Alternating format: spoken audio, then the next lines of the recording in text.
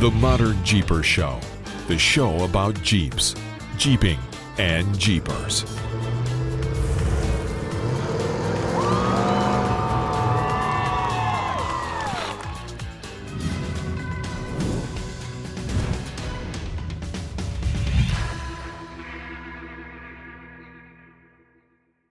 Well, hey, Modern Jeepers, is another episode of the Modern Jeeper Show with me, Matt from MetalCloak, and Mr. Modern Jeeper is back. Corey. Hey, buddy. Hey, and Rockstar Jeep Girl, Jessy. Hello. So, yeah, you've been a whirlwind of what, like, I think I saw a message, 65 days on the road or something like that. Yeah. So it really been that long? 67 days, 54 in a hotel, 8,129 miles. We were home kind of in the middle of that for our Modern Jeeper adventure in Moab. But yeah, it at the time it didn't seem that long. Now that we're home, it seems like it was maybe even longer. And it's literally taken us probably the last 5 days we've been home. No, we've been home 6 days now. And it's taken us that long to kind of get back in not only a routine, but to get just caught up on, okay, what actually happened in the last 2 months. Yeah, it's been good. It's been, now it's a service break for us. So the truck is actually at the dealership now. It should be done this afternoon. Jesse's rig goes in. I've been dealing with dead batteries on all the vehicles, and yeah, man, it's wait, dead batteries on all the vehicles? What's going on there? Yeah, they sit a while.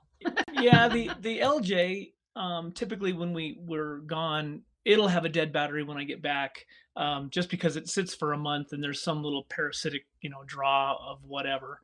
And then the Gladiator, I typically keep on a charger now, a little 2-amp charger. So the battery in the Gladiator is fine. Her JK was actually fine this time and started right up, but the LJ has given me some fits, and it may be time. It's been a number of years since I've done anything with that thing, and those batteries want specific types of charge. Some of the new AGM stuff, you can't just hit those things with high amperage chargers, which define AGM. Glass mat, absorbent glass mat. So it's kind of a gel type of battery rather than a flooded battery, which just has, water basically in it, and lead plates. So yeah, and Full Throttle has been a supporter of ours for a long time. Full Throttle batteries, and they make an amazing battery. But all those new batteries, they're very specific as to how they want to be charged. You can't just throw 20 amps at them and expect them to have a long life. So I think over the last few times of me leaving it, it spent a number of weeks in Moab with our friend out at Outlaw, Jeremy. And then I think when it needed to get recharged, he took his big charger out there. One of his guys hooked it up and probably hit it with a ton of amps. And it may have lost a cell or something. Yeah. So it may be time. Yeah. Well, cool. Full Throttle, huh? Well, that's nice of them to support us and be a part of the Modern Jeeper community. Yeah, they've been. That's our friend David Schumacher, and again, they've been a good solution for years. We ran Optima stuff, and then Optima became a little different, and I think Johnson Controls still owns them, but no, we've had really good luck with the Full Throttle products. Wait. Optima became a little different. You mean they started to suck? Yes, we're trying to be nice. Yeah, that whole politically correct thing every once in a while. Well, I think I have a feeling that they've gotten better. Like I've seen them do better, but there was a period of time there where Optima didn't, like, you couldn't depend on an Optima battery, and that was sad because they used to be the battery that you could depend on for everything. And then there was this period where it was like, yeah, don't try to run an Optima. You're gonna they may not start the next night, and that's really not cool. I had a yellow top in my original yellow TJ in Spike, and I think that battery was in there for 7 years or something, and it worked fantastic for all those years. And then one day, it was needed to be replaced, and I went through 3 batteries, like one a year. and I was done. I was over it. So Yeah. yeah, Full Throttle, which is also I think that's a division of Full River, Yes. is the manufacturer, and those guys make a good product. So yeah, shout out to them. Man, I still remember my Sears battery. Remember, what was it? Who was it? Gosh, okay, you're gonna have to remind me here because my brain just had a senior fart moment, which was the other manufacturer of solid batteries that was manufacturing the one for Sears. What's the other company I'm missing? It wasn't it wasn't Johnson Controls. No. It's and they were related. Remember they had oh gosh, there was a 2-battery system. What Yeah, the they had heck is the that? Die Hard Platinums were There done you by go. But were done by this company. Yeah. yeah. Yeah, and I had the Die Hard Platinum, and I had that in my race car. I had that in my TJ, which somebody stole, but it was a great battery, and it was super cheap. A couple $100 over at Right. Sears, right? Yeah. But who's the and who's the manufacturer? What's the company? I Damn got it. nothing. All right, somebody's gonna send us a message when they hear this and go, Yeah, right. They'll be like, "Oh, that was." I mean, dumb Odyssey shits. became the other competing brand on the Odyssey. high end stuff. Is that who was making? Yeah, it was Odyssey. It was the Odyssey. Die Hard stuff. Yeah, I think Odyssey was making it. So you had because for the while you had Odyssey versus Optima. Yeah, so Optima, yeah. Odyssey was the company I was thinking of. Gotcha. Cool. Yeah. So yeah, we figured it out. All right, we're not so dumb. Yeah, We're not so anyway, dumb after all. It's been a we got, so now that Artemis is over and Jesse's rig comes back with us across country, we've had to reach out to our friends at the graphic shop. That wrap was kind of a thing for that race. It was specifically for Artemis because they had to have their team numbers and stuff on there and that kind of thing. Sure. So that is going to get changed now, and so trying It's to all get all cleaned that off now. Yeah, it's all It's kind of weird. It's all well, gone? no, the majority of the wrap is still there. I was She's gonna just got to say. change some things. They were overlays. Yeah. Okay. They were Oh, just it's like overlays because I knew it was going to like the get triangle, changed. the Artemis triangle that's on your Yeah. shirt It's right gone. there was just an overlay. Okay. Oh Cool. yeah. Yeah. So now that A lot of people thought, they were like, "Wow, that's a commitment," and I'm like, "I'm pretty smart sometimes." Well, you have a couple of those teams like the Rebel Rally ones, like they all seem to run their logos on their doors and their team numbers or whatever all year. Yeah, Right. and I kind of was like, "Huh, well, next year." If you had nothing else in your Jeep except that, then that would be cool. But Right. you obviously had a little bit more. I have a feeling your Jeep was the most decorated out there. Is that a nice way yeah. of putting it? Oh, yeah. Yeah. Yeah. Well, and now it's time to better represent a few of those supporters Yes. that are behind that business. So. Yeah, right. Yeah. Right. I have ideas, so hopefully we'll get to the shop today. We kind of played tag with her a couple of times yesterday, so hopefully today we'll get in there and I have my ideas in my head for the new MetalCloak logo that'll go on the side. I've been toying around with for a while, so it's going to match. Cool. It's going to be popping. Yep. So, How did that ARS rack work for you? It was amazing, of course. I love the rack. It's so light, you don't even know it's there at all, and it flexes with everything you do, and it doesn't hit any corners, which, I've had that statement to me so many times about, well, does it hit? Well, I flexed it out, and even Moose was very impressed that it didn't move. It stayed shaped where it needed to. It didn't hit. It carries. It's very well. Well, and her and Alicia took that Canoe off that Jeep like A I don't million know, 20 times. times.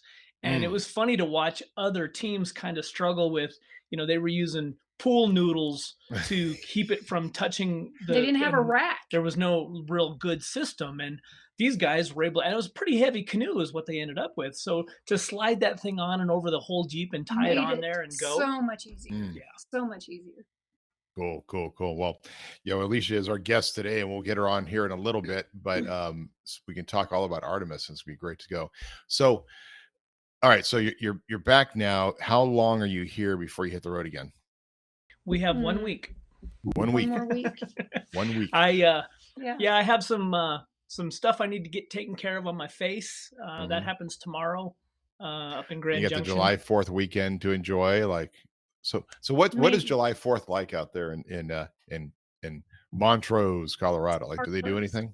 It's they try. So this year it's extremely dry right now. So for the folks that have seen my Facebook post, literally inside our bedroom, I have a humidity dial, and the other day it read 1%. I've never Wow. seen it that low.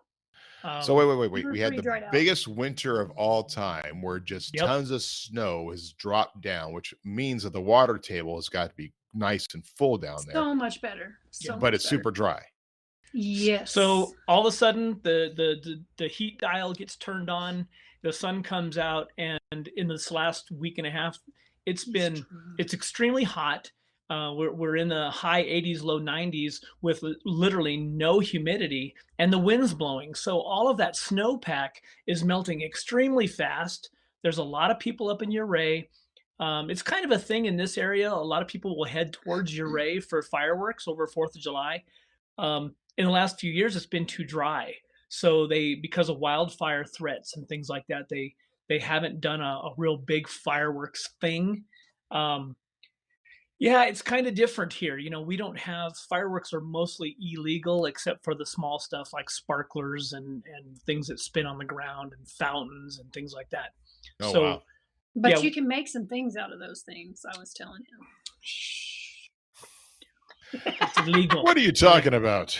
That would be Oh, no. modification. That would be not legal to Duct modify tape, your some Piccolo Pete sparklers. into to blow up or anything like that, like we used I'm to. from Oklahoma. We improvise.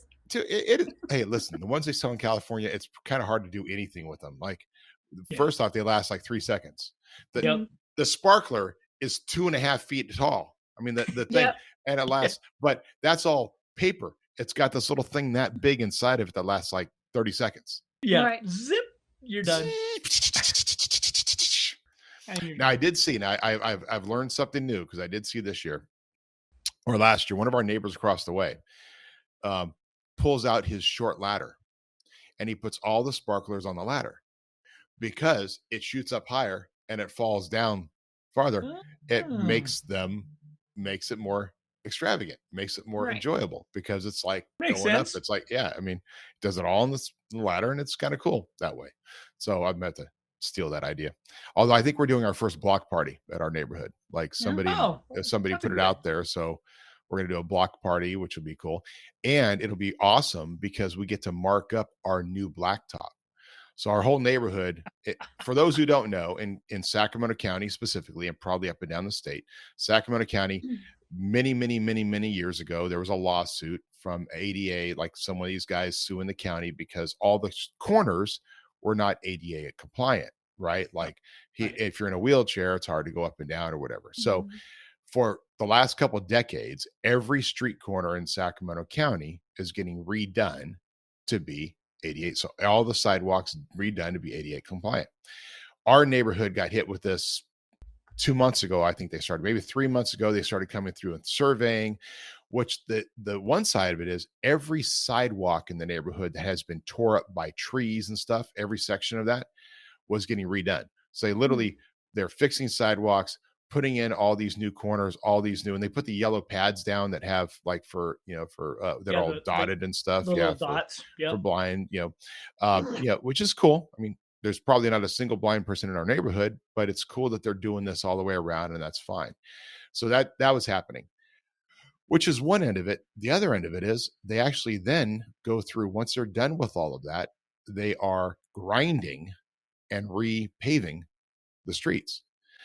Our streets haven't been done, I don't think, for 30, 40 years. I mean, they're and it's the street is a combination of blacktop strip where some company came in and dug a hole in order to be able to fix something and then filled it with a strip and then another thing and then a hole and then, so that's just the streets themselves are terrible, but they're grinding them all down and they're not just bent over. And they went through all the manhole covers and dug them up and paved over them. And then they're going through and grinding them. Then they'll redig all those holes.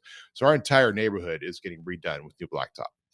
And I keep telling the kids, wait, when this is done, like you're going to have a awesome, like skateboarding, dude, it's going to be so much better and all this.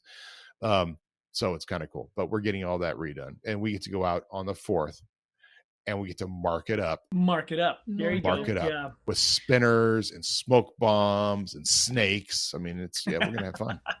So my daughter moved back yesterday Oh, wow. to Vacaville with her new boyfriend.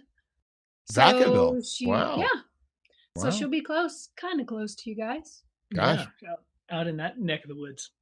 Wow. And where was she living before? She the one in San Antonio with my middle daughter and my granddaughter, but this is my oldest daughter. Your oldest daughter. Nicole. Okay. Wow. Vacaville. What are they doing in Vacaville? Well, she's a nail technician. She's trying to get her license transferred over to California. So she's going to take up a regular job until she gets established again. So. Wow. What's going on here? Who's joining us from Richmond, Virginia? Somebody from Richmond. I don't know. Who's in Richmond, Virginia? I don't know. I don't think they know. Huh. I don't know who's. Never had somebody call in that wasn't a part of our podcast.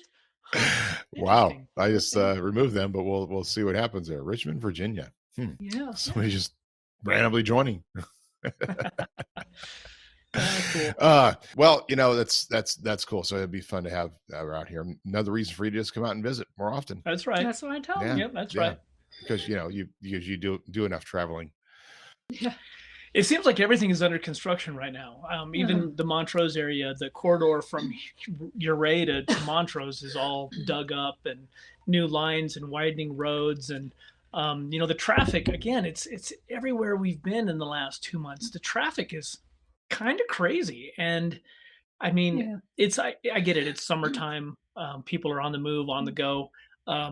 Lots of campers and van life folks, and there's some Jeeps running around. I think there's that delay thing that we'll start to see more Jeeps later in the season, at least over here.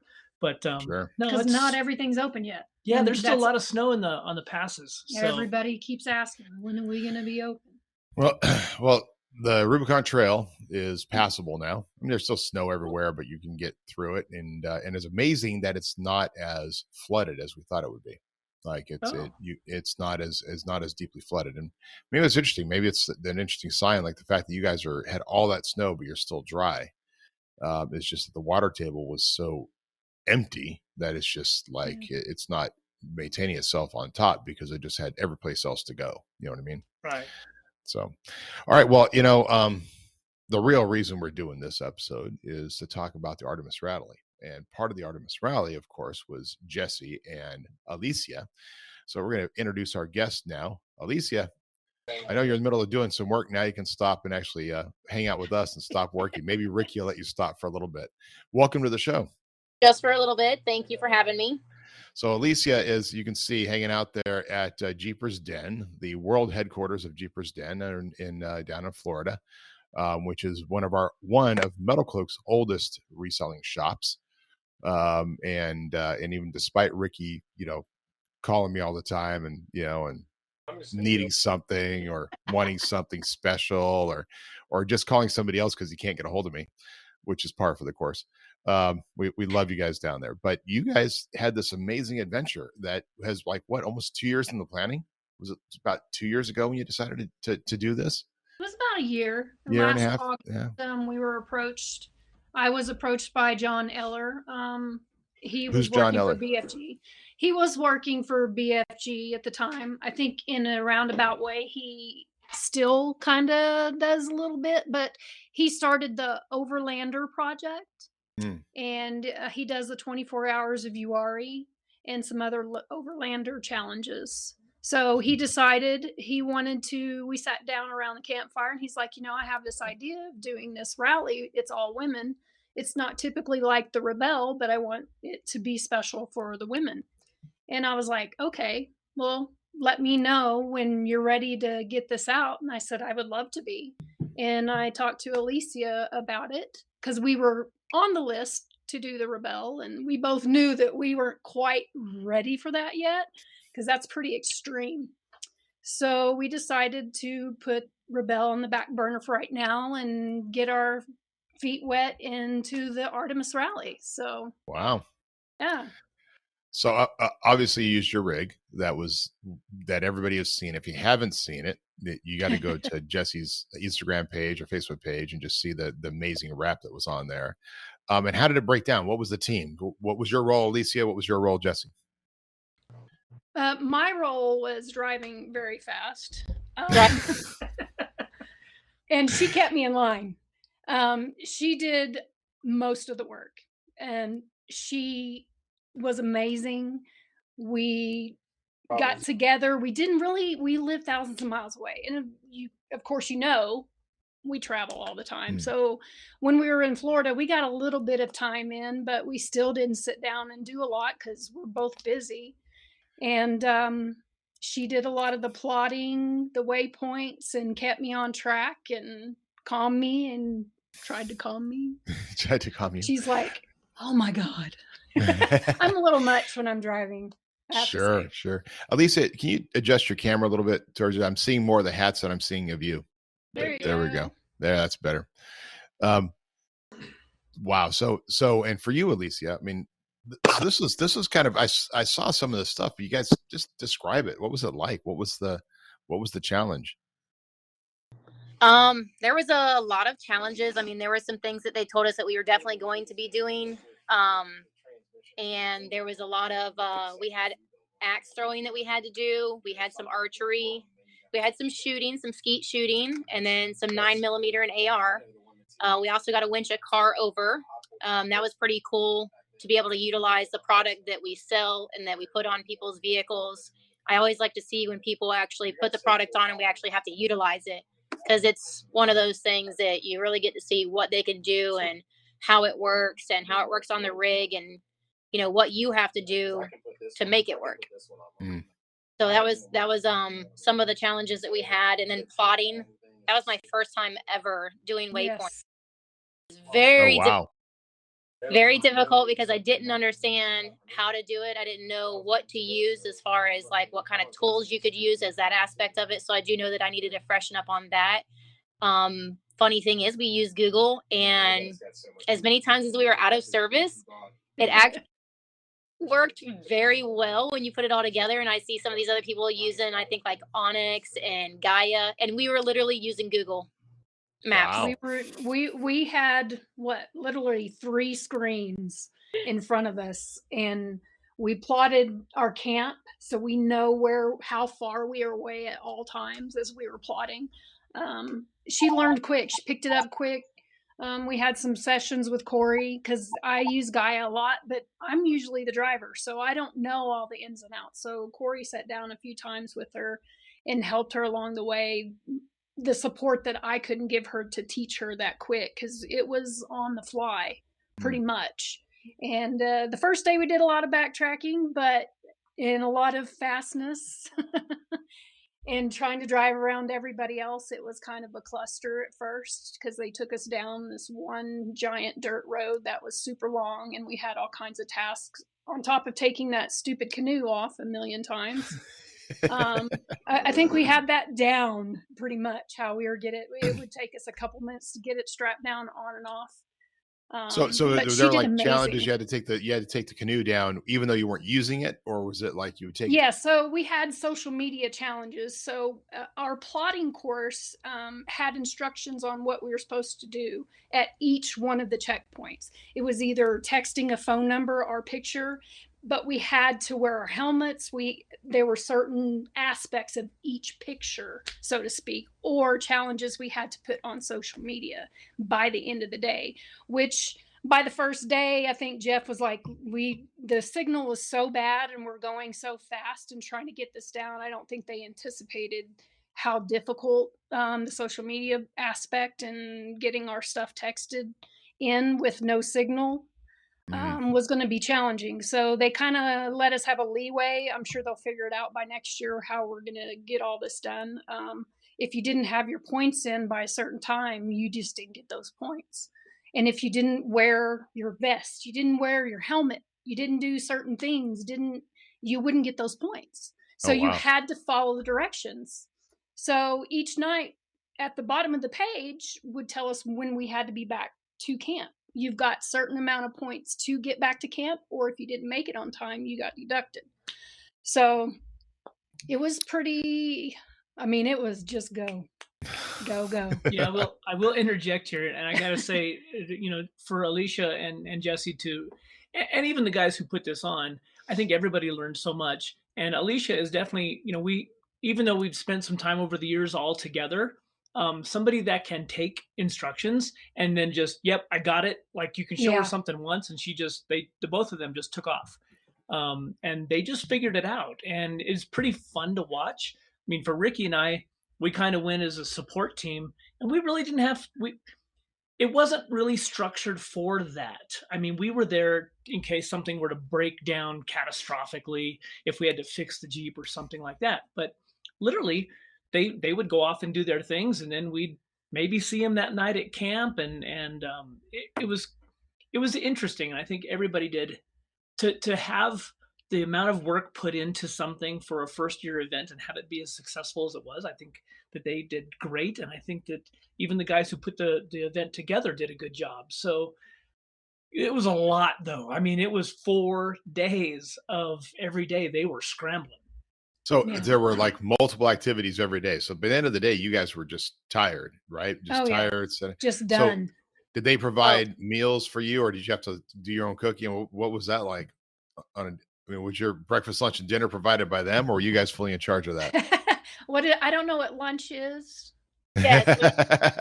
We intended that. We had the fridge freezer. I don't even think I pre-hydrated every day. And of course it was like, I gotta go pee all the time. And everybody was like, why? I said, well, I never drank a drop of water the entire time. And she had to keep me on track and do the social media and get us where we needed to go. So eating, Corey, what was that? That's an interesting factor, because if this is a guys rally, like I gotta go pee, there's a tree. I mean, well, we did that. There's a whole I know but it's a whole nother dynamic when there's a bunch of ladies. Or you just hold it and forget about it. Just hold it and forget about it. Oh God. When you have to run up and hike on trails, and I was like, okay. Yes. Because there were a lot of hiking stuff. Yeah. A lot of hiking stuff.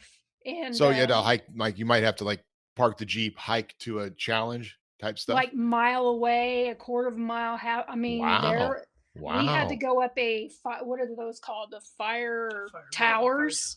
Yeah. Way up in the mountains, and the elevation to get to it was almost a mile up there. And then I don't know how many stories straight up.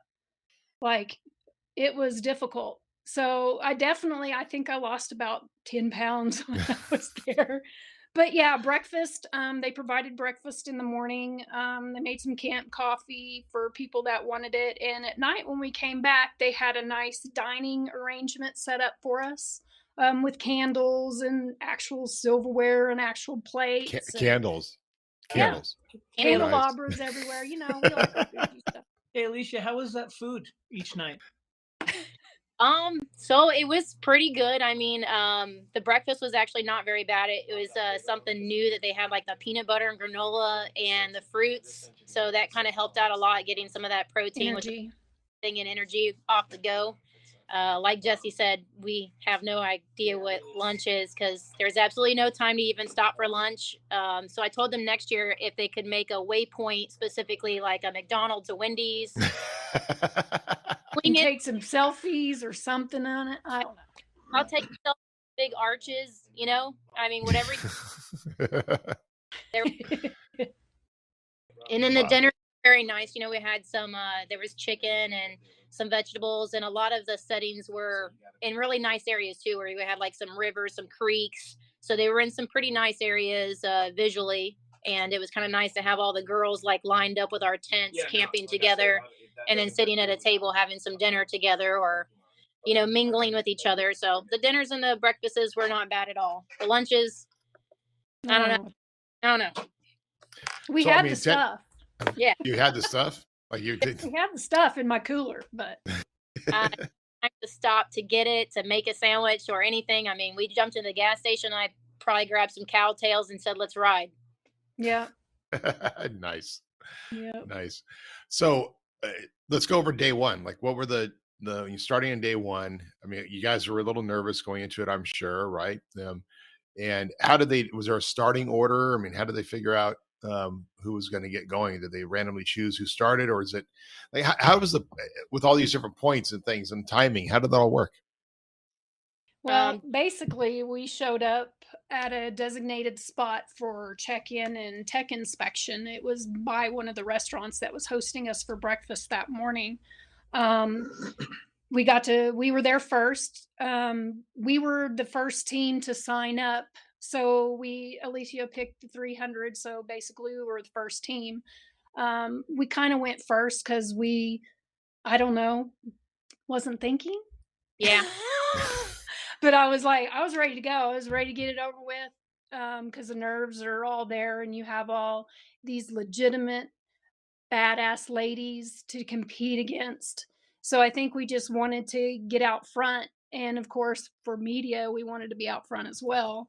You guys all followed each other. And yeah, we followed each other to certain checkpoints that we had to do or field days we had to do. Go ahead, Alicia. I think the first one we did was went to Zero Delta or Delta, right? And that's where we shot 9mm and the AR. And that was really exciting. I mean, the 9mm was a little shaky. The AR, I mean, the guys got to watch out. If they're running and they're going long distances, we're going to get them. That's for sure. Yep. We're very proficient in that one. Yeah. Nice. And the gun kept jamming on the 9mm, so we had to fight against time and the target. Our target was kind of tilted down. It was kind of weird, and we didn't know we could speak up and go, "Hey, why don't you straighten it up?" We didn't learn that until later when I guess third or fourth team got to change the direction, and then people started hitting the target, and I was like, "Well, that sucks." So wait, and the 9mm was jamming on you. It was provided by them. Every shot it would jam. Oh, wow. Yeah. What was the it? first team to go. We were the first one. I was like, let's just do it. Obviously, they didn't just have a Glock for you, little 9mm Glock all set up. I could have used my Ruger better. So yeah, it would have been all right. So I'm sure they should have the option next year. You should have the option next year of bringing your own. Bring your That's own what. That way you're comfortable he gave with us a survey, so we made our points heard, and every night John would. I guess I had the evil eye at the end of the day, and he's like, "Oh God." So he got an earful from me almost every night. I tried to leave him alone and go, "I'll just write it down later." And we all know what an earful from Jessy is like. So, John, we listen, John. Yep. Oh, listen, he knows. John. He teases me all the time. Yeah. Wow. So, okay. So who is do you guys both have to shoot? Yes. Yeah. Okay. And who's the more proficient? Who's the better shooter between the two of you? I think she hit the 9mm pretty good, better than I did, but I don't think she could really touch me on that AR. I don't know. I don't think so. She got all 5. I got 4. I have eyesight problems when going through the scope. This eye is really bad. So when I go in, I can't see, so I have to switch to my other eye. I can't see. She's right-handed and then wants to use her left eye down a barrel. Oh, I know what that's like. So I had to do in a Navy test once. For whatever reason, that particular day, my left eye was my strong eye. It was weird. Like if you do all the testing, and so you're operating differently, shooting out of your left eye instead of your right eye. Yeah, it's a learning curve for sure. But I hadn't shot in a while. I have my concealed carry. I always have. I have guns. But I used to have an AR. It was a 22. I never shot an AR-15. So, but the scope on it wasn't that great, but it was an easy target. Just like the bow, even when I went to go find a recurve bow, the guys, the way I was looking, they were watching me and they're like, "Well, we don't have a left-handed." I'm like, "Well, I'm not left-handed." He goes, "Well, you're going to have to teach yourself to either lean or something because you're using your opposite eye to do the target." So it's kind of interesting. Wow. So how did you do? Because that was all part of I remember talking before in a previous show about your training for that. So how did you do on the bow? I did great. The first one I missed, they had a little bitty tiny target and the weeds were like halfway up the target in a field and it was downhill. Originally, we were told, or I asked how many yards so we could practice, because I was very good at 10 and 20 yards. 30 yards was a little bit more challenging, just on a 25-pound recurve bow. So they moved it about, 10, 15 yards, I think. Yeah. And they gave like huge points if you got a bullseye. So some of them got lucky. The first shot, I don't know if the nerves or whatever, and it barely missed it. But everything else I hit. I didn't get a bullseye, unfortunately, but She I did think I did pretty well.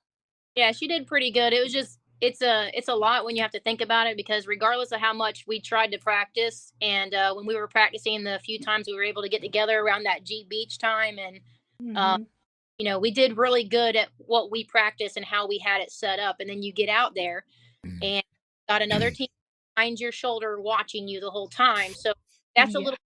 And then what else is nerve wracking is that you're trying to get these targets. They're not set up how you were practicing. So you got to kind of maneuver yourself. And it's all new, anyways. It's not like any of us go out bow hunting with a 25-pound recurve and go shoot anything. It's merely us practicing. So I think for what we were doing and how we had everything set up, and having other teams looking over your shoulder at the same time, you're trying to do a lot of these events that we're doing, especially when it came down to the what we call field days. It is nerve wracking. You've got people watching you. You want to make sure you're trying to do good and everything. So I think all in all, between Jessy and myself, I think we did a great job working together as a team.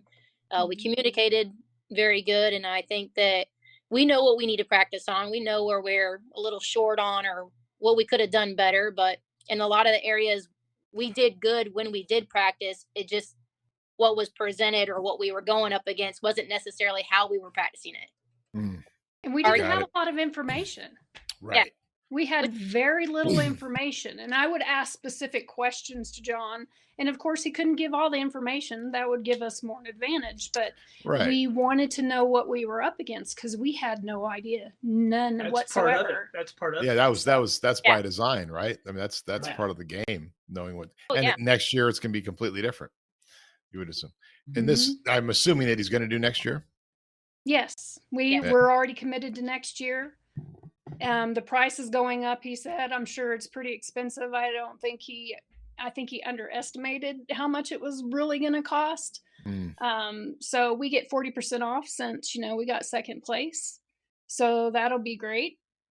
But after we got done with our range shooting, we all followed each other. We had to do some social media posts in lieu of in between. For about 15 minutes, but that was no big deal. Then we went off to an adventure. I don't remember what it was called. It's Pam Hall's husband's property. Mm. He, I guess, has an adventure park. He has the axe throwing set up, and it's a huge pasture. We all lined up. We got our scrolls on what we were supposed to do for those 4 challenges. They had us doing rotating. So, of course, other teams were watching, learning from each other's mistakes. So that was kind of a disadvantage to everybody. Our first was the tire change. And of course, we didn't know we could bring impacts. We borrowed an impact from a team. Thank God. So we had to use, the first challenge was for the Pro Eagle Jack. And we had to basically take one of our tires off. 20 yards was a cone. We did a circle 8 around it with the tire after we got it off, and then put it back on, and then let the jack down. That was our time. Each one of these had 10 minutes apiece. So if you went over 10 minutes, you're timed out. So we did that one pretty quickly. We fumbled with the jack. I think everybody did. The Pro Eagle's a little bit different than I'm used to. And Alicia, we communicated why we were doing it. So she took over where I missed, and we both just flowed and did a really good job. The pull pal was next. It was a dead pull. If anybody's ever seen a pull pal, I think I played with one 6 years ago. So, but everything was set up. We actually had to take it out of the package, set it up, get it in the ground, get the winch to it, and then do a dead pull. And once we got past a certain point with the dead pull, that's when our time stopped. So we fumbled with the pull pow. I couldn't remember how the shovel part went on. It was kind of weird. But we did eventually get it. That's what kind of killed us on that time. But we still did good compared to most people. Well, and I think they found out pretty quick, watching the other teams that would watch somebody do it first had a huge advantage. Like, Sure. It's like, Yeah. oh, that's how that goes together. Got it. Yeah. So everybody, again, learned on top of everybody else, and we were going first. So, yeah. Well, that was brave of you. Yeah. so And media in our face, cameras in our face. So it was very challenging and nerve-wracking for sure.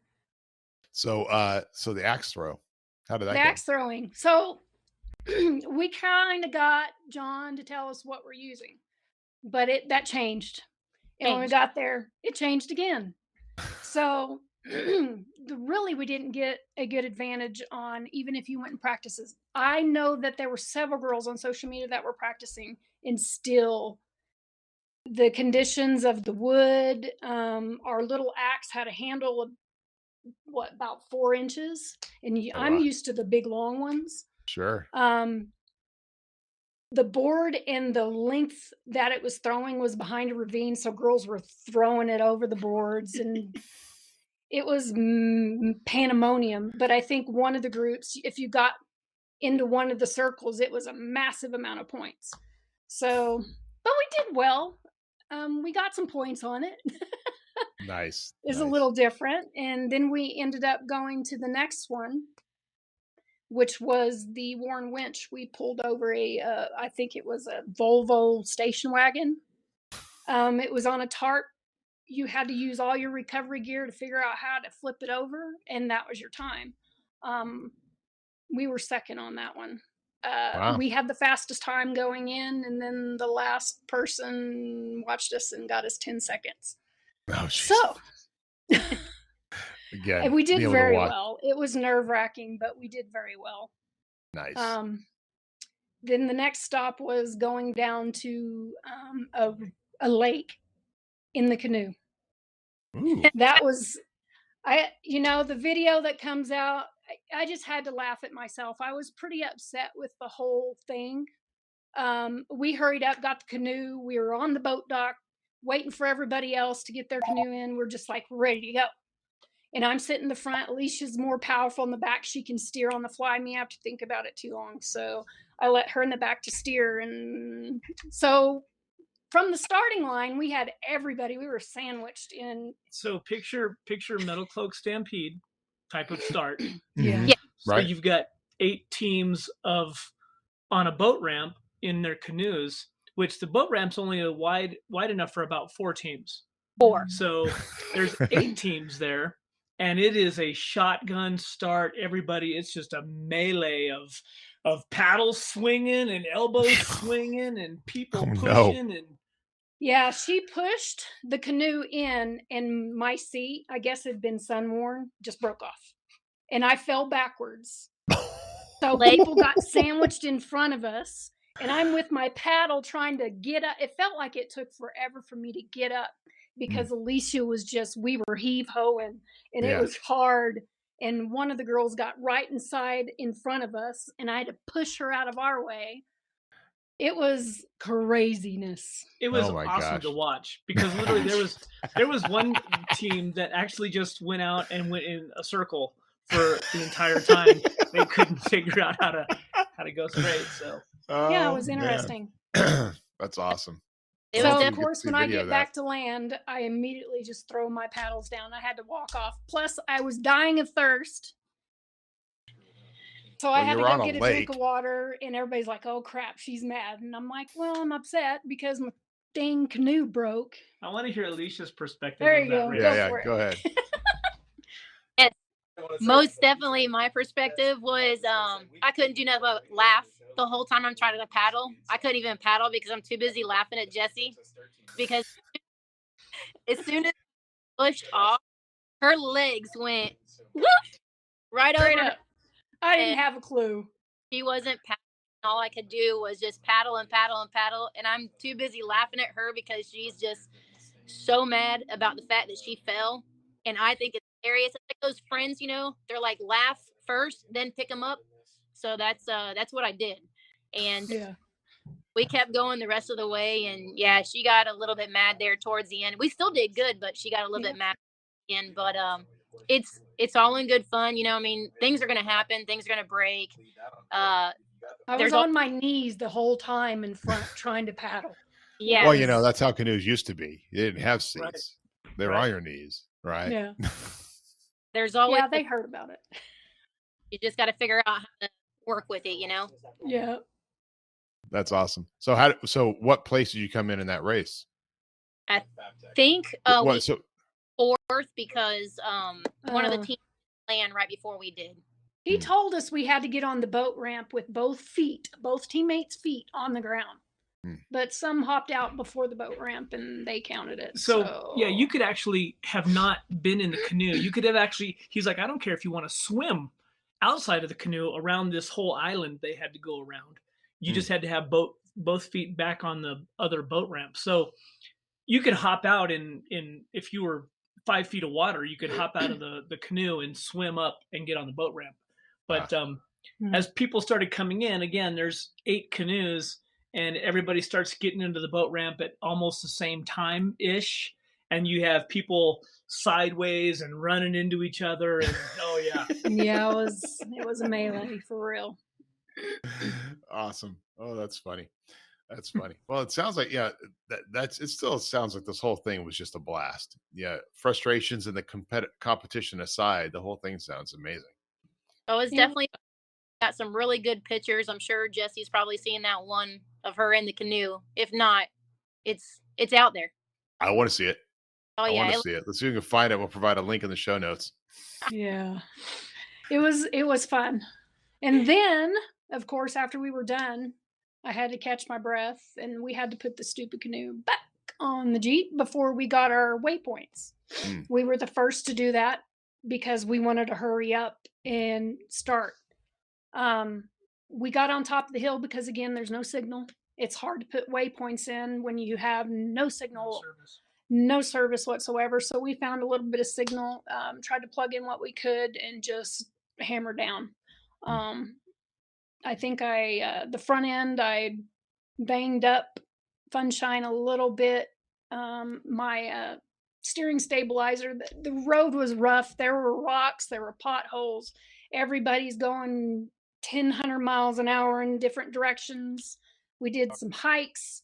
We took the canoe off, I don't know how many times, to take pictures and selfies with it. It was a mad dash. So, and then we knew we had to get back from camp. I think it was like an hour or something away. A lot of highway miles to get back to the camp we were supposed to get to. And it was fun. It was exhilarating. It was fast. She did awesome, even though I think I was like, we can't backtrack anymore. But it's just what it is because we're both learning how to do these things on the fly. And we did an amazing job doing it. And then we ended up in an awesome campground. They had everything set up for us, our tents, so we could get a drink and just chill. And of course, I have to settle my adrenaline down. I'm in the Jeep rearranging everything because everything's been thrown in there. Recovery gear everywhere, just junk everywhere. So I had to go, okay, I need my mind to get right and I need to organize. So yeah. Well, so that's cool. So they have your tent area in camp. So you have to deal with that. You just come, you have dinner, relax, organize, whatever, go to sleep, get up in the morning. You don't have to put away tents or anything. You just go. Nope.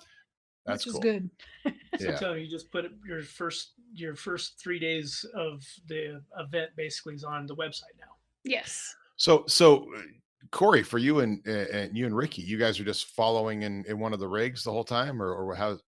Yeah, it started out as we thought we were going to be kind of following them from certain events to certain events, and I don't think Jean-Paul had a really good idea or plan of what we were going to be doing. I mean, there were a couple of teams that had their own media that was following them around as well, and Rickie and I were there to help them if they needed it, and it turns out they didn't really need it, and that really wasn't a good use of what we were there for. So we would end up we would find out where their end location was, and we would just go to the campground or if Jean Paul had something he needed help with, we would kind of try to help him out. Whether it was packing up tents, which happened a couple of days into the race, we ended up helping him do some things, but really it was kind of awkward for us. They didn't need help. They were doing their thing. So we would go to the end point, see them at night. Alicia still has a very young 2-year-old that still needs some attention. So her youngest was actually with Rickie and I as we were kind of running around, and then she'd get to spend time with her baby at the end of the night. So yeah, it was it was a little interesting. Racer by day, mommy by night. Yep. I don't think that much stops, but I was more nervous about her because she is so tiny and she still needs mom. So it was kind of nice that they allowed her to kind of tag along, like still be there but be distant enough for me to just kind of get to her at night times or like early mornings. I think I was probably the first person up I don't think anybody me up every morning to go over there, check on her, make sure she's good to go. And then at nighttime, after I was mingling with the girls, hanging out with the girls and stuff, I would just see if, get her to bed and everything. And hopefully she'd just stay like sleeping the whole night, but new places, new tent, a little different. That's a good adventure for her though. Oh, yeah. That's awesome. So it all comes down, it was how many days of activity was it? 4 days. 4 days. So wow. So 4 days of that. And that was pretty much a snapshot. Every day was kind of that way. Just go. Pretty much. The second day, yeah, it was foot to the floor. As soon as we got our scroll in the morning, the second day, we had nothing but waypoints. So again, we had to go several miles to find a signal and start plotting. And they drove all over North Carolina. I mean, they were covering 100+ miles a day most of the time. And it's funny because looking back at it, some of these places or things they had to do could be 1,000 points, or some things were like 100 points, and you didn't really know unless you could look and see where everything was at on a map. It's like, well, it's going to take us 4 hours to get to this location and do this challenge, but it's 1,000 points. Or there's 10 that are 100 points that are right near us. So they really had to do a lot of strategic, like what do you choose to do, and how do you accumulate these points when you don't know the area, and you can't just these when you're mapping out a coordinates, it's their GPS coordinates, it's decimal, longitude, and you're having to find it on a map, not necessarily knowing if there's even a road that goes to it. They may have to get out of the Jeep and walk a certain distance to go to some sign or some point. So yeah, man, they kudos to them because they got a whole lot of stuff done, which kind of unfortunately, it also tends to then promote a race, not a rally. This wasn't a race. This was a rally. And if you tell a group of women or even a group of guys that, hey, the more places you can get to, the more points you're going to earn. Well, what are we all going to do? We're going to go as fast as we possibly can. That's right. Yeah. Pin it to win it. I want to hit them all. Right. Wow. And that's where some of those get more into timing. Like, yeah, you got here too quickly. So therefore you were like, even Cannonball Run, I think they do that now, where it's kind of like you have to stay within a certain speed limit to get to a certain point, right? But Jeff Knoll's Rally Venture back in the day was it was like that. If you arrived early, well, you actually they got points deducted. You couldn't get there in that time, and so it kept everybody to follow a certain speed limit. But logistically, that's extremely hard to do. You have to have a really big team and a lot of people to help instrument all of that. So right. Well, that's amazing. So now, was all this on back roads, or was there like highways and stuff you're on too? Probably half and half. Yeah. Bit of both. Yeah. So because you obviously had to did you have to bring fuel, or were there actually service station stops that you went We to? we had to take care of that on our own. We had to make those decisions. Mm. I think we made the best decision taking my rig. Some other ones didn't fare very well with the gasoline issue and had to really go stop too much. So, I mean, you have to have that in your strategic plan for sure to bring the right vehicle for the maximum amount of distance you can go for sure. So a 4xe would probably do pretty good out there. Probably. Yeah. I Not having mean, to stop. we stopped and got gas twice and I still wasn't low, but I wanted to make sure didn't have to. We stopped at the opportunities we could and had signal, and she was in there doing the social media aspect while I filled up and got gone. Wow. So, and then of course, as Alicia said, you grabbed some, that was like the food stops too. We brought snacks. I think she opened her snacks once and they got put in a bag and it was never touched again. So me too. I barely drank water. No, Wow. I had my drinks though, because if I don't have a Mountain Dew or a Pepsi, or I don't drink water, so I have to have caffeine. If my Mountain Dew and my Pepsi are not there, I probably won't function very well for her ever. And you tell me I have to, I'm definitely not going to function for you at all. Mountain Dew. I can appreciate the Mountain Dew. Right. I've never been able to do the Pepsi. The Pepsi, just not my. But the Mountain Dew, I built my first business on Mountain Dew. Mhm. It got me through the night and through the morning, through every day. I had a pile of 1 liter bottle Mountain Dews in a corner. That was my homage to the power of Mountain Dew.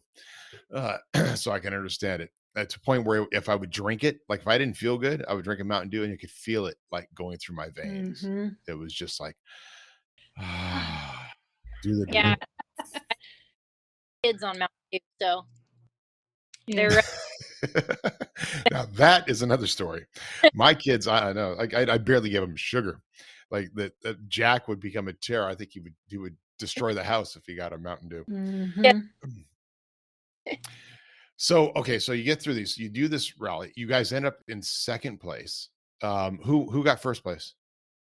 Some girls from North Carolina that have done the URI because the Artemis Rally, from my take and learning about the URI, they're about one and the same. I don't know about the challenge aspect, but the plotting aspect. So they knew the area as well. They're from North Carolina, but they rocked it. They helped us out, and we yeah, appreciate the camaraderie was great. Everybody helped everybody where one fell short. So they beat us out, and they did an amazing job. Wow, that's awesome. So they did a great job. By how much? How close was the points? They were I, pretty close. I don't remember the first between us and them. I don't actually remember what they said.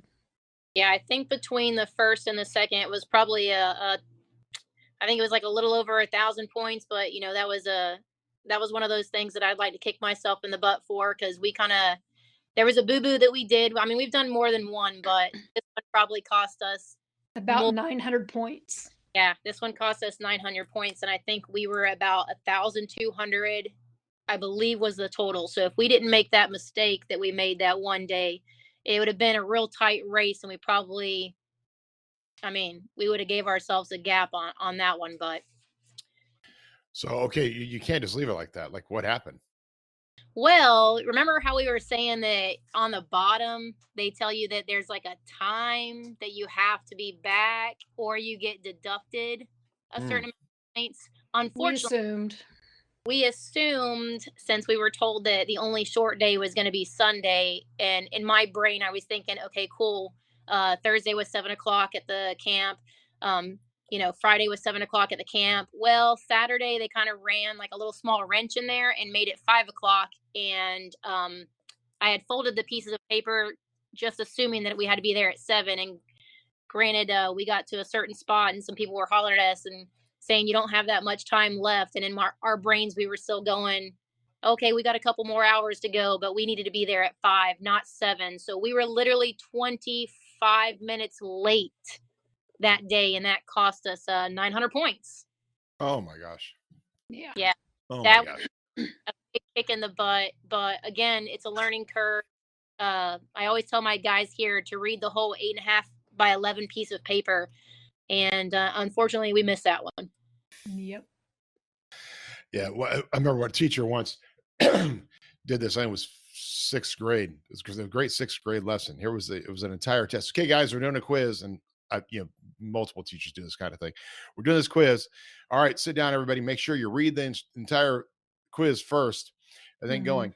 And one kid gets up and walks out, and the rest of it else is doing it right. And I go, what's going on here? And the last question was, put your name on this and turn it in.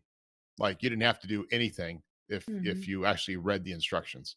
So it gives you that thing. Read the instructions. And of course, to all our customers out there, when you're getting products, read the instructions first, please. Thank you. Well, the morning of the third day, after we did our little field day, we had to paddleboard, skeet shoot, do the bow and arrow, do the action tracking. Paddleboard? There was paddleboarding too? Oh yeah, that was amusing as well. Yeah. Across the pond, and you should have seen when Jeff says you're going to be paddleboarding across a pond. You should have seen the girls' faces. I'm not getting in that water. They got in that water. They sure did. Wow. And it was one at a time? You guys were like doubling up on the paddleboard? So we all had to start from a bench. And the first person had to put the paddleboard. It was on the bench. We had to put it in the water, get on there, paddle across. The other teammate, which would be me because she went first, had to run across the other side of the pond, wait for her to get off, and then I did my thing. And came back. And then we had to take the paddleboard out, set it back where it was, and that was our time. And this was like, I take it you're talking about, this is this is a frog infested, tadpoles, dirty, scummy pond. Is that what it was? Maybe some inlet and outlet. It wasn't bad, but still the fact of getting the in stuff as kids that we pond. used to ride our bikes and just jump into, and yeah. I mean, okay, they didn't have no gators in it. It didn't bother me one bit. Yeah, as long as there was no gators, I was good with that. You didn't have time to think, so there was that. Nice. That's awesome.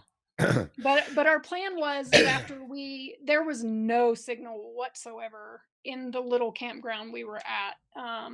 So I don't think we were the last one out, but we got up to the top, and everybody else, because it was a steep climb, get out of where we were. Everybody went right.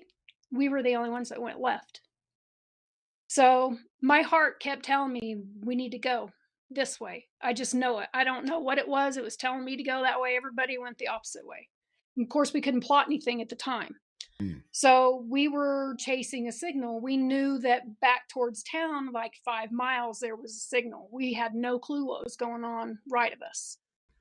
So we ended up pulling into a church parking lot, and there was a perfect signal. We hid behind some trees so no one could see where we were. Within 5 minutes, we had everything plotted. Our first 300 points is right down the road. Oh, wow. Everybody else went miles away. So we started on this path. And in the middle of this, there were 5 waypoints in what was called the Brown Mountain Off-Road OHV, because we got stickers for OHV before we got there. We knew that everybody was going to go tackle that first. It's on a Saturday, busy. They're not going to close the park for us. So we had to intertwine with motorcycles and UTVs. So It wasn't really itching to go there just yet, because that's where everybody else was going. So we took our time, and as we got to Brown Mountain, everybody was getting off the trail, which I'm like, perfect. Most girls, I think, took 3 hours to get to the top, and it was easy to get back down. But we got stopped a few times, and girls were asking, where have you guys been? I'm like, we were out getting points. What else do you think we were doing? So they were surprised that we showed up, and the guys were like, y'all are gonna time out. And we were like, we're almost there to the top. And they're like, oh. So we did our pictures, rock crawling. It wasn't major stuff, but it was fun. We turned the radio up. We said, we're gonna have fun with this. And we took off and we did that whole loop all the way to the top and back in an hour and a half. Of course, at the end, we had to take our canoe off and truck it up to a trail for another picture. And that was like 400 points. I don't remember. The guys were coming out and they're like, you need to get to camp now. And we were like, Yeah, because we why? We got 2 hours. We were seeing everybody come off the trail and they're all headed back to camp. So Rickie and I, we went back to camp, and then here comes 5 o'clock, and the girls aren't back yet. we And weren't I'm far. trying to reach them on the radio or cell phone, but there is no radio or cell phone out there. And eventually we got a hold of them, and everybody's back except for them. Yeah, and that was their check-in thing, and that was their time. So, Well, so you had a good day of gathering points, but then a penalty of 900 Yeah. points. That's too bad. That's It was- too bad. Probably because I had to stop at that general store we were supposed to take a picture at and grab a drink. So I didn't notice there was like something popped up a couple times where I saw something where you guys were like doing a little commercial, like talking about a product or something like that. What was that? Yes. Well, at breakfast on the first day, we got our scrolls, and we had some company there with some leather products and some survivalist products there. We had to, in between doing the gun range in our first field day, we had to stop at this winery and do a product plug for the twine that we got, or the paracord we got. So, yeah. Wow. That was part of our, social media. Was there anything like you just had to make it up? You had to make up Yes. plug it There somehow? There was no instructions. They just said, here, do this with the hashtags and this, and we researched it. She's good at memorizing stuff, and we researched it, and she had a whole spiel, and I was like, sweet. Yeah, I went onto the company's website that manufactured the paracord to try to figure out exactly what I could say that sounded a little bit more professional than, hey, thanks for giving us this paracord. Hi. Well, and you're used to selling product. You've done that probably a million times now. So. Yeah, the product's not the problem. It's when you've got a camera in front of you and you're wearing a Smurf outfit with a Smurf and you want to like look halfway on social media, and honestly, I mean, I look like Smurfette. So Well, that's when you just got to flaunt what you got. yes. That's right. But we did. I made Jessy keep the helmet on and the vest on while we were driving. When we got out, we did not take it off because if we forgot it, then that would be our point. So we looked like two Smurfs rolling around in a bright yellow Jeep. Okay. Yeah. So bright yellow Jeep pulls up to a gas station. Two girls wearing vests and half helmets comes out of that. That has got to be a scene. Like We people were a looking to, like, spectacle. I mean, what was it? Was it the last day we were getting points? Yeah, we had to take the canoe off quite many times. Yes. And we would show up at these parks, these gated communities with these big lakes, and we had to take the canoe off, put the canoe in the water to take the picture with us in it. Right. So when we came up to this one residence with this big pond, it was beautiful. Everybody was out hiking. We start taking canoe down. I don't know how many people rushed us and was like, what are you guys doing? You cannot canoe in that pond.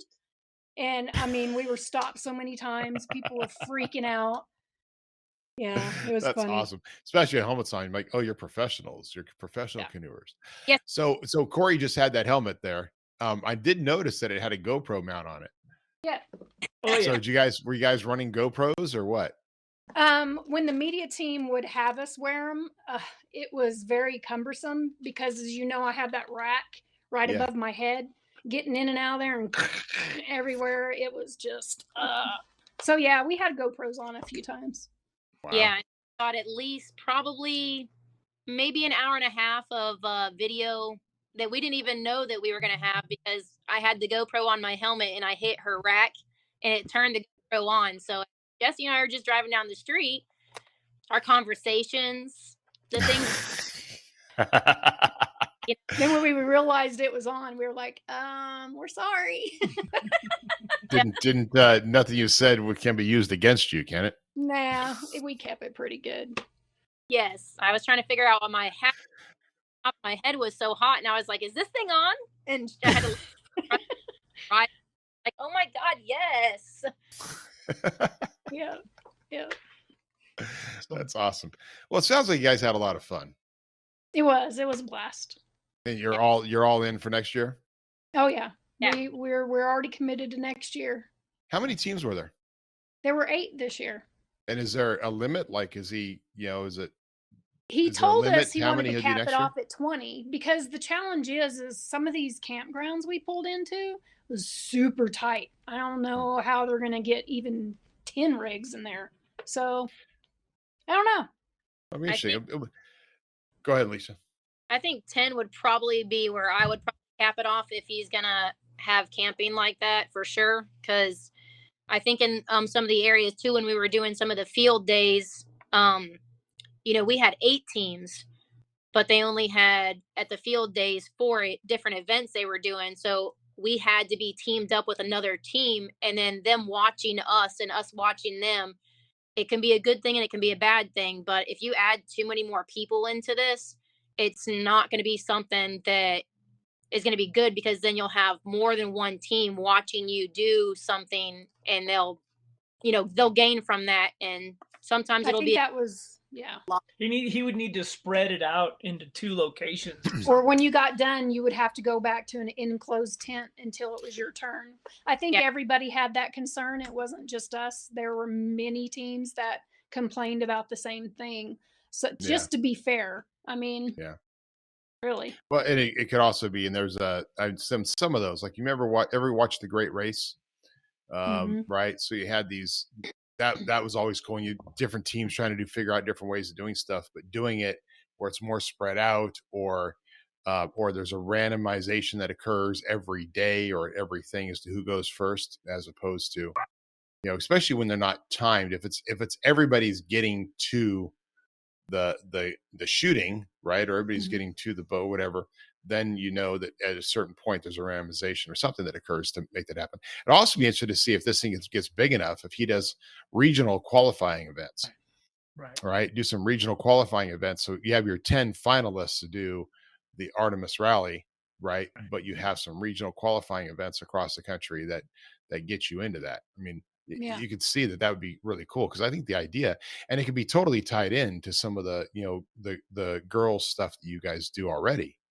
right? And it just be part of that whole thing. How did Charlene do, by the way? She got 3rd. Her and Marissa got 3rd. Oh, nice. Nice. We knew that it was going to be challenging because Charlene's done that a lot. But when she takes co-drivers, she's teaching them as they go along. And of course they brought Ruby, which is a open, big caged LS motor, 40s or 42-inch tires, LS motor. Which BFG basically let her use that vehicle for the event. It wasn't and even sponsored her rig, them so. to be in it. So Charlene's really good. And I knew Well, that was one of our top challenge we were going to have to overcome. So, but of course, that it wasn't exactly a fuel efficient vehicle. No. Wow. Well, cool. I mean, it sounds like you guys had a great time. You're all in for next year. And I'm presuming that Funshine will still be the vehicle of choice. Maybe. We'll see. Who knows what you have between now and then?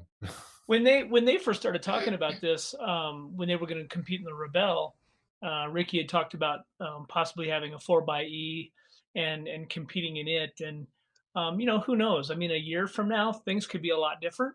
I mean, I think John Paul has a lot of legwork to do, a lot of homework to do to make this event, to take it to that next level. And I think he's pretty committed to do that.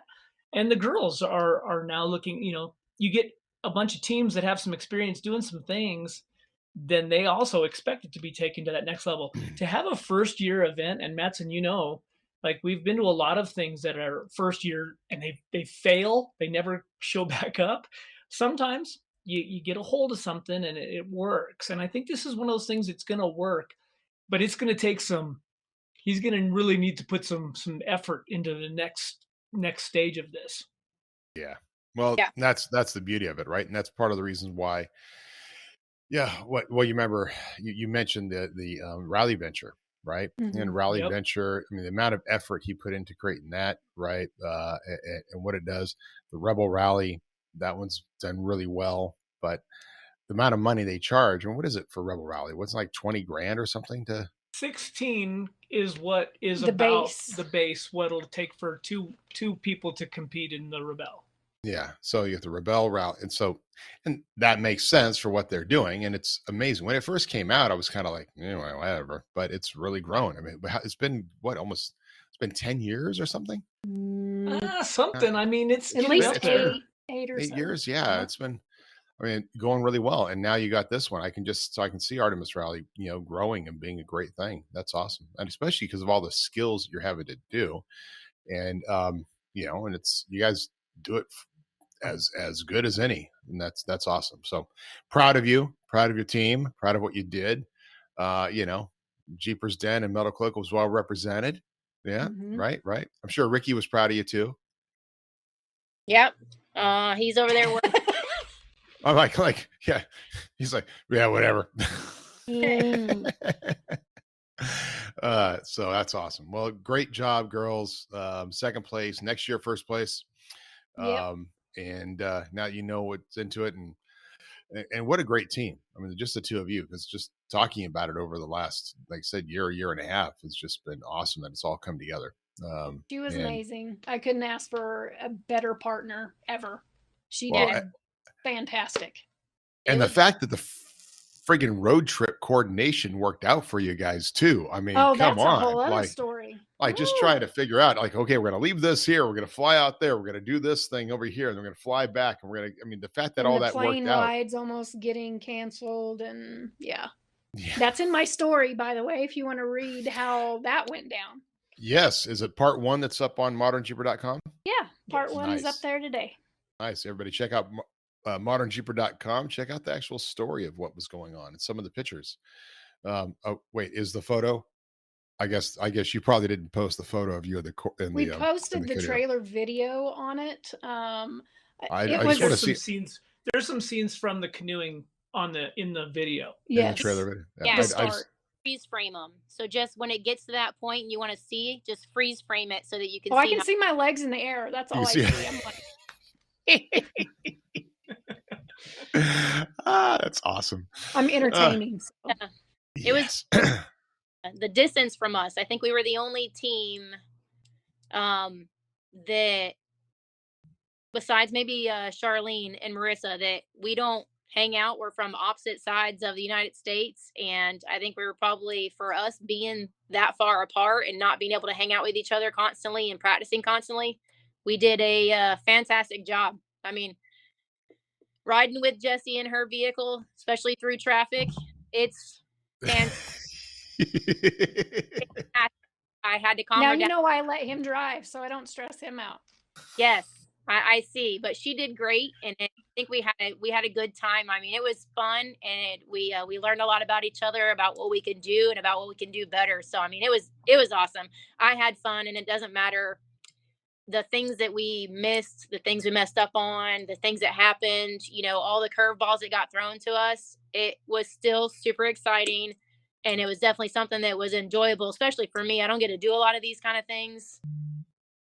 It was kind of good that we were able to get away and do some stuff like that. So I appreciated it.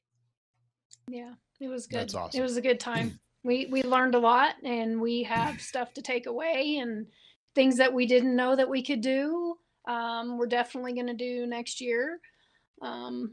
So yeah, see us next year. We're going to, we came in wanting to place. I don't think we had an expectation. You always want to be the top dog, but I just wanted to get there because it was a first year event, and I knew we had some pretty stiff competition, and pretty proud of us for getting there. It was awesome. Nice. Well, well done, ladies. That's awesome. Corey's just sitting back there, big smile on his face. He was so proud. You could see the pride in his Those eyes. guys supported us. I mean, like I said, I had some trouble with Funshine going down that dirt road the first day. It was pretty bumpy, and I was going pretty fast, and my steering stabilizer ended up moving and coming back, but it just wouldn't. I couldn't turn. They fixed that on the fly the next day, and it corrected itself. We just had to recenter it, and it was good to go. And MetalCloak, the suspension was amazing. It rock crawled with ease. Everything on that Jeep, it was built thanks to all our supporters. MetalCloak, we have ARS, we have Jeepers Den, were our main sponsors, and we had some kickback from everybody else. And of course, the Florida Jeep Club that Alicia is part of gave us some gas money, so we appreciate that as well. It was really awesome for them to pitch in and cheer us on. That's cool. Yeah. Nice. Not that you spent like $40 on gas or something like that, or about 80 bucks. That was it. What's North Carolina gas prices like right now? Oh, cheap. Yeah. Like $3. Been like 10 times that here in California. Yeah. Yeah. Don't bother coming here. Stay away. Be afraid. Be very afraid. Well, that's awesome. Hey, anything else you want to join before we wrap up this amazing episode? No, just I'm proud of her. She did an amazing job. I couldn't ask for a better teammate. That's awesome. It was both of us. We got some we fed off of each other. It was definitely of work, that's for sure. Yeah. Well, again, great job, and a call out to all ours. So, any other women who want to get involved in this thing, get men do it, or husbands who want to push their wives into a challenge, and because one thing happens at Skills Days is we get a lot of husbands that bring their wives out to learn how to do the rigs, and this part of the whole movement that Charlene has been a big part of for a decade now. Of just getting women involved and able to do all this. That's how I got started. So yeah, and I thanked her a few times while I was there because I was in the other seat this time. Yeah. And I thanked her for everything she taught me. So yeah, well, that's awesome. That's great job for all of you, and for anybody else who wants to get involved. So what is it? Artemis Rally website, is that up? Can they? The Facebook page, he did have a single Artemis Rally page.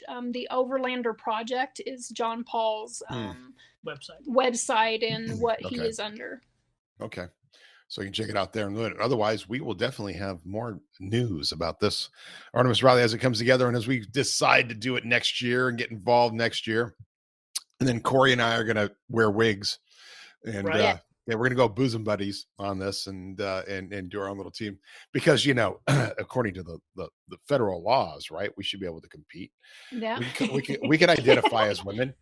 That would be hilarious. As women. I've gone Sinead O'Connor before. I can do it. Awesome. Well, hey, great guys. Thanks again. And for all of our listeners out there, hope you enjoyed this episode. Check it out, Artemis Rally. We'll have a bunch of links in the show notes. And especially when the video comes out, because I guess there's going to be some big video work come forward. Yeah, there were some media teams there. Painted Dog Overland is, and I have some links up on my page as well. He's doing all the, he did the trailer and he did the first bit. There's more videos coming out, so just stay tuned. Awesome. All right, friends, for all of us out there, to all of us at you, we'll see you on the trails. Cheers. See ya. Bye.